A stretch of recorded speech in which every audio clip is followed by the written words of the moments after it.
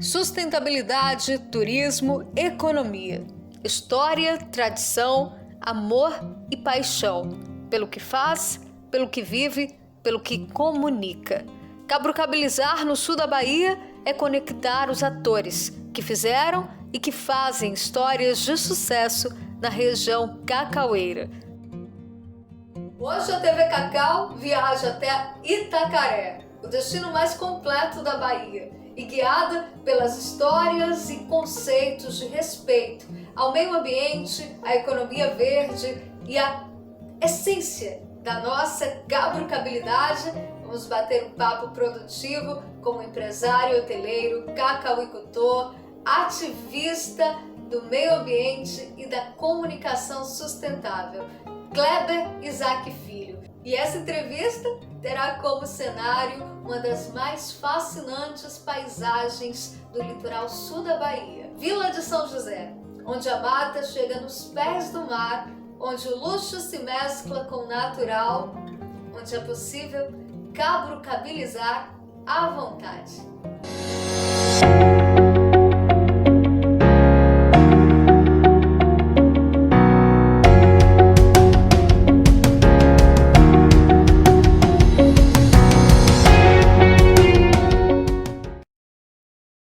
Cabrucabilizar é fantástico esse tema e define bem o que Vila de São José se posiciona e se propõe já há 20 anos.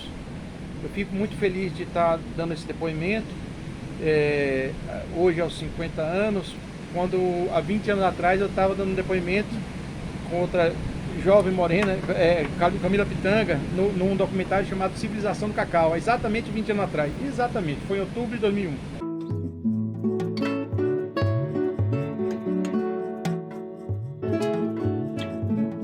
É importante por motivos culturais e ambientais, se é que dá para distanciar uma coisa da outra. Por motivos culturais, porque já é tão intrínseca a relação econômica desse baixo sul da Bahia com essa cultura, que você pode se dizer até que foi criada uma civilização cacaueira no século XX.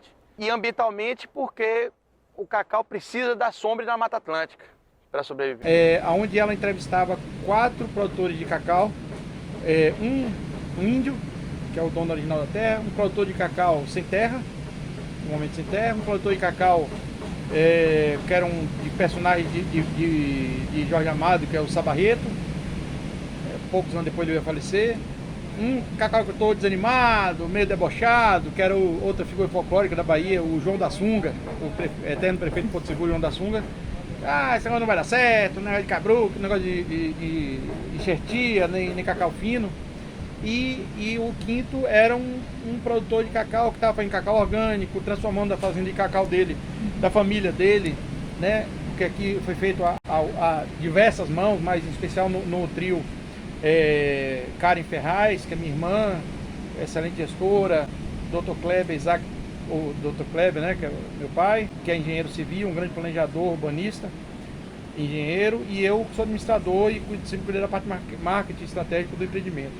Então, há 20 anos atrás, a gente falava, o entrevistado que falava sobre o cacau inovador, de transformar a fazenda em ecoturismo, de trazer o orgânico, eu pude ver que o que aquele jovem estava falando lá em 2001 se materializa agora por diversos outros jovens. Eu já não estou mais jovem, mas tem outros diversos jovens levando esse sonho e esse conceito adiante. A lavoura cacaueira vai se alongar por muito tempo. O que acabou foi a monocultura cacaueira. Então você vai ter aqui na região outras alternativas, por exemplo, criação de animais silvestres, catitu, você cercar uma roça de cacau e colocar catetos, você plantar palmito, pupunha, ecoturismo, fruticultura. Me causa muita felicidade ver o projeto TV Cacau e o termo cabrucabilizar se popularizar. E é nesta pegada da cabrucabilidade que vamos conhecer uma parte da história de Itacaré, da Vila de São José, da tradição da família Soares, na riqueza arquitetônica presente no Casarão Verde, que há 5 gerações vem guardando a memória desta cidade. Meu tataravô, Plínio Soares, que é nome de rua aqui em Itacaré, ele já estava aqui em Itacaré no século XIX e eles só não estão em livro de Jorge Amado porque Jorge Amado só estava lá em Ilhéus, ele não vinha aqui em Itacaré, que a estrada era ruim demais. Esse aqui, ó, esse é o Casarão Verde, e ele foi do coronel Isaac Soares, que é o meu bisavô, né? Ele é de 1913 e foi um dos grandes coronéis daqui da cidade, da região de Itacaré. Então a história desse casarão, ele se mistura um pouco com a história de Itacaré, né? Porque nessa época, que era a época áurea do cacau, ele ajudou muito a cidade junto com os outros grandes produtores, né? Então a cidade foi crescendo e a família Soares veio levando junto essa história. Na Europa, os casarões ficam profundos porque o mar é bravio, é frio, né? E o mar europeu é frio. Então a parte mais bonita do casarão não é de frente para o mar. Mas a vista mais bonita a gente vai ver agora. Priscila vai levar a gente lá para ver a vista belíssima lá do casarão, no fundo. No fundo, que antes eles usavam muito como embarcação também, porque o Rio de Contas, que é um rio importante da região, ele vai, todo o transporte de carga até do cacau, ele vinha pelo rio. Então o fundo ele era usado muito também, eles usavam mais como essa parte de transporte. Exatamente. Né? E hoje em dia a gente valoriza muito a vista para o mar e tal, mas na época essa é a fachada original dela de frente. É essa aqui, mas lá é bem bonita. A vista é maravilhosa. E ao lado, que hoje tem uma ruína, que era o depósito do Correia Ribeiro, que era o maior exportador de cacau do mundo, que tinha uma filial aqui em Itacaré.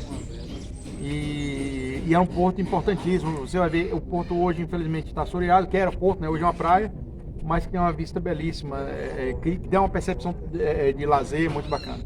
Vamos lá conhecer a frente. Só para acrescentar uma coisa que eu acho importante também, é que uma das contribuições do nosso bisavô, do coronel Isaac Soares, a igreja, por exemplo. Verdade. Essa igreja é uma igreja de 1723, ela é maravilhosa, assim, sabe? Eu super valorizo isso. E o sino da igreja, os sinos da igreja foram doados por ele. Tem o São Miguel da igreja, que essa é a igreja matriz de São Miguel. O São Miguel da igreja, ele foi doado também por ele. E tem a plaquinha lá. E tem a plaquinha lá. E ele pediu para fazer do tamanho original, né? E trouxe isso. E tá lá também esse registro, além da ponte lá no porto. Também foi a primeira quem fez foi ele. Então teve muitas contribuições, assim. É uma saga de uma família que chegou a ter... o coronel Isaac Soares, meu bisavô, chegou a ter talvez 25, 30 fazendas, com um produtor de 100 mil arrobas, aí com os canos de produtor de cacau de Ilhéus. Mas aqui no Vale do Rio de Contas, né? A gente tem um grande sistema hidrográfico, alguns grandes sistemas hidrográficos na região do Cacau, né? E lá em Belmonte, aqui Tionha, aqui mais perto da Almada e do Cachoeira, e aqui a Foz do Rio de Contas. Então, tanto que Itacaré, o nome original de Itacaré era São Miguel da Barra do Rio de Contas. De nome com origem indígena, a cidade da Pedra Bonita, Itacaré, fazia parte da capitania hereditária São Jorge dos Ilhéus. E por volta de 1720, o jesuíta Luiz da Gran ergueu uma capela dedicada a São Miguel e batizou a população de São Miguel da Barra do Rio de Contas. Mas o povoado só se tornou município em 1732, por ordem da Condessa de Resende, Dona Maria Ataíde e Castro, donatária da Capitania de Ilhéus. A Barra do Rio de Contas passou a se chamar Itacaré apenas em 1931. Então, toda a coluna vertebral econômica de Itacaré era uma grande hidrovia chamada Rio de Contas. E aí é que quando a gente fala de turismo ecológico, de turismo inteligente, como dizia o doutor Norberto Odebrecht, uma pessoa que eu tenho um grande orgulho de ter convivido, um grande cacau que eu tô, doutor Norberto. Tive a felicidade de conhecer lá na Fazenda Juliana. Ele falava, esquece o negócio de ecoturismo, o nome é turismo inteligente. Salve, grande Norberto! Este turismo inteligente que sobrepõe as paredes arquitetônicas de um monumento e caminha pelas praias, rios, florescendo em mata, no cultivo do cacau, até o formato sustentável de se fornecer lazer e história aos visitantes, é o que a família Soares faz questão de praticar há 5 gerações dentro de Itacaré. Tem turismo muito inteligente, turismo inteligente que valoriza a gente, que valoriza a cultura, que valoriza as pessoas, o meio ambiente, porque tudo que Deus fez é bonito. Então, quanto menos o homem tocar, é melhor. Tive a felicidade de conviver com esse grande... Esquece a construtora. o grande cacauicultor Norberto Odebrecht. Mas o turismo inteligente, ele tem que falar da história. Então por isso que eu vou remontar um pouquinho a história de Itacaré. Então no século XIX, como toda a região, ela teve um boom de produtor de cacau, naquele processo que Jorge Amado descreveu bem, que passava 3 anos vivendo de caça e de mandioca, para só depois de 5 anos e cresceu. E a cidade tinha um porto. Pouca gente sabe, mas Itacaré tinha um porto de cacau. Porém, em 1940, este porto assoreou, impedindo o trânsito das embarcações na cidade, o que deixou Itacaré isolada, já que por terra as estradas que ligavam até Ilhéus eram muito precárias. E a hidrovia natural, que era o Rio de Contas, descia o cacau, desde lá de Piauí, de Barra e tal, para cá pelo Rio de Contas, ficava armazenado no Correbeiro e saía para Ilhéus ou então já direto para a Europa.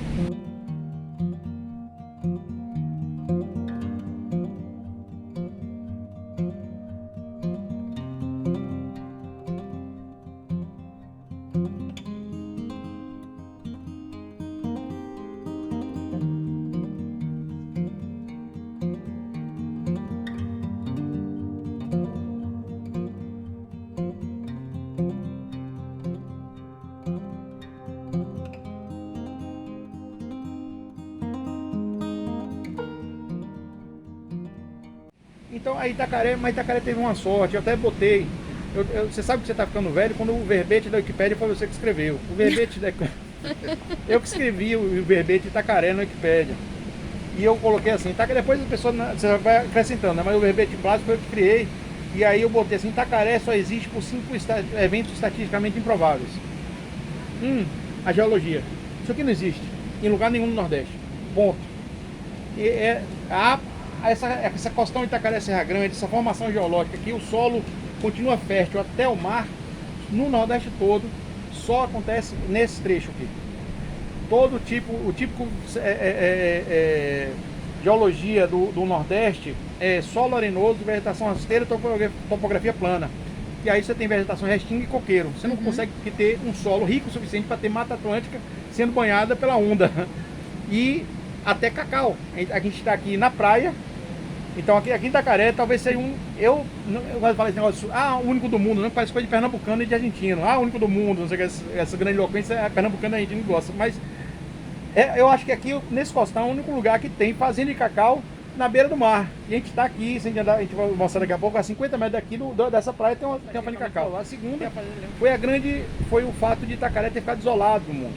Itacaré, como eu citei, o assunto do porto de Itacaré ter sido assoreado, então a cidade ficou isolada, não tinha como chegar. Tinha uma atividade econômica forte, crescente, você vai ver os casarões nos anos 30, fala, pô, se nos anos 30 já tinha casarão desse tamanho, podia ter nos anos 70 e já ter desvassado tudo, mas ficou isolado. Terceiro fator foi que nos anos 90 criou uma área de proteção ambiental, então deu regra, porque geralmente no Brasil, primeiro bota o asfalto, depois tenta preservar o destino.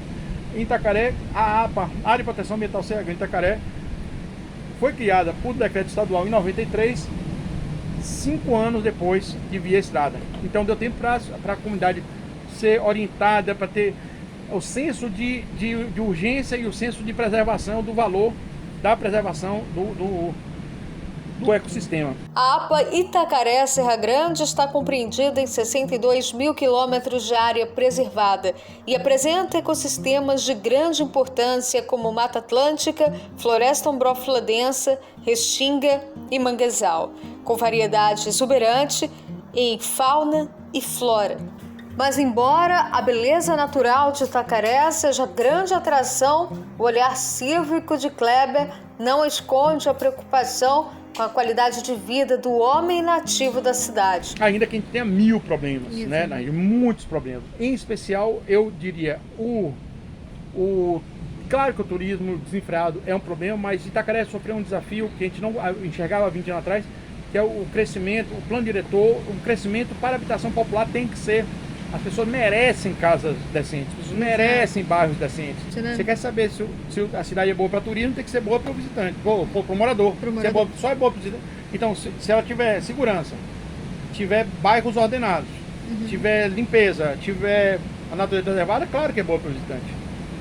O último valor estatisticamente provável que eu cito é o cacau. O nosso cacau.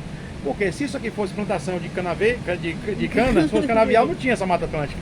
Não. Se fosse laranjal, não tinha essa Mata Atlântica. Então, esses fatores estatisticamente prováveis, eu escrevi lá, sei lá quantos anos atrás, lá no Wikipédia, e até hoje estão lá. Se vocês forem lá, vai ver. Sou um embaixador não oficial de Itacaré há tantos anos, porque minha família está aqui desde o século XIX. Sou apaixonado por essa terra e me sinto por isso, talvez seja o sucesso de Vila de São José, nem de ser apaixonado pelo que faz, apaixonado pelo local, ser apaixonado pelo lugar, você convida bastante e você recebe bem as pessoas em sua casa. O Vilas de São José é um empreendimento turístico imobiliário inserido no cenário mais privilegiado do sul da Bahia, Itacaré.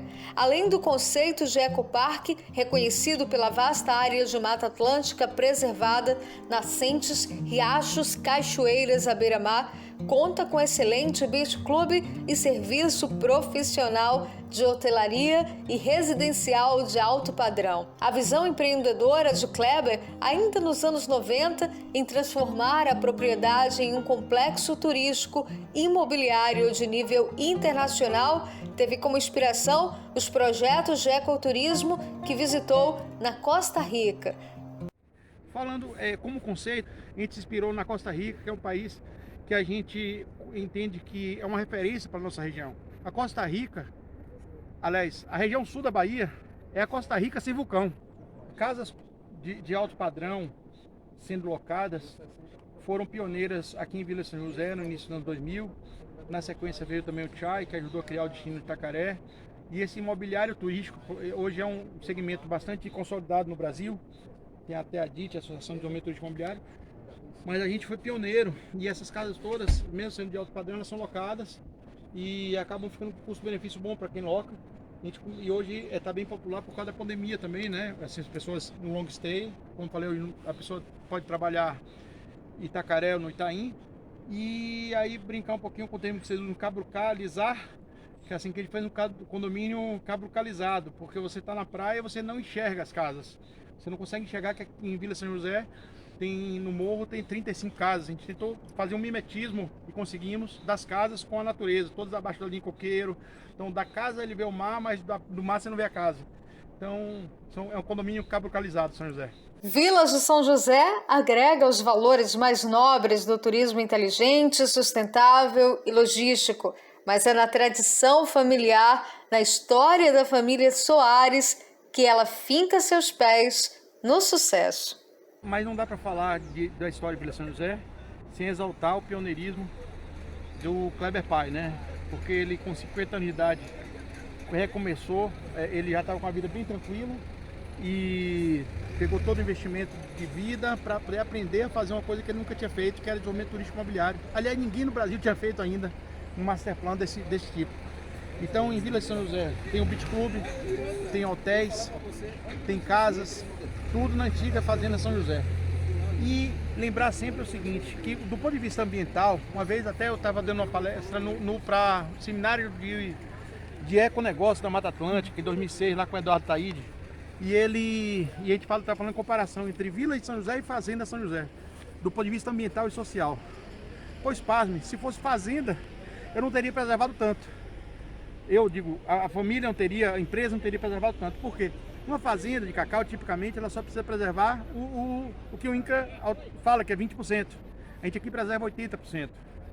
A gente nunca teria replantado, feito replantio. A gente replantou algumas centenas de árvores de pau-brasil, jacarandá, cedro e, em especial, manguezal. A foz do Rio Canoeiro tem um manguezal que foi todo replantado com o apoio da UESC. Aí exaltar Zamboni, Salvador, o pessoal que era do projeto do Floresta Viva, que a gente tem a honra de ter sido um dos primeiros patrocinadores, das primeiras famílias lá no anos 2000. Salvador e Rui podem confirmar aí, porque nossa história na área de sustentabilidade desde os anos 2000. Uma pessoa, então, eu gosto muito de falar de gente, Marco Lessa, um amigo de primeira hora, aí nos anos 2000, que a gente fez, eu estava junto com ele quando agora o Festival de Cacau e Chocolate, que está em 4 países, 7 estados. Ele era só um salão de 300 metros quadrados e que eu levei lá, botei numa van e levei Itacaré Cacau, e minha amiga Joanita e Marli, que estava começando lá no Café Cacau.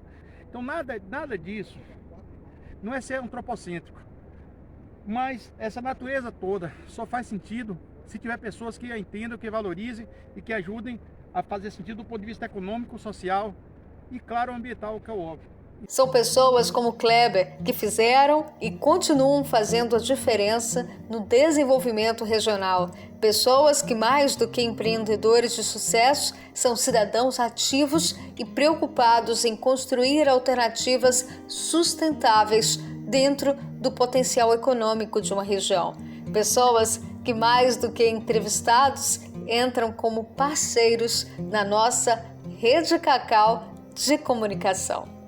Reitero aí um grande orgulho de estar podendo falar para a TV Cacau e gostaria muito de me convidar a ser parte dessa rede em todas as instâncias, inclusive o programa Economia Verde, que eu já faço, né, alguns podcasts que estão no YouTube, no Economia Verde Itacaré. Kleber Isaac Filho chega para compor 2 programações de peso na nossa TV Cacau. O Economia Verde é uma delas. É um programa que vai tratar do sistema financeiro, linkando com atividades sustentáveis, em especial na nossa região, que eu considero que vai ser o Vale do Silício da sustentabilidade nos próximos séculos. Mas a estreia de Kleber mesmo já é na próxima semana, na Bancada do Cacau, um programa que vai esquentar a nossa programação. E o convidado que vai estrear a cadeira da bancada é o sócio-diretor do Leilão Cacau, Orlantildes Pereira. Você não pode perder. Bancada do Cacau é uma iniciativa da Rede Cacau para dar voz a uma região. Não só uma região, a uma cultura. Seja na Bahia, no Espírito Santo, no Pará, no Mato Grosso, onde tiver cacau, existe uma família, existe uma cadeia produtiva, existem pessoas que plantam, dão suor para dar o chocolate nosso de cada dia. A Bancada do Cacau é a partidária. Se você é de esquerda, de direita, de centro, não importa. O que importa é a causa do cacau e o bem de uma cadeia produtiva que gera milhões de empregos. TV Cacau, produzindo conteúdo com fruto do conhecimento.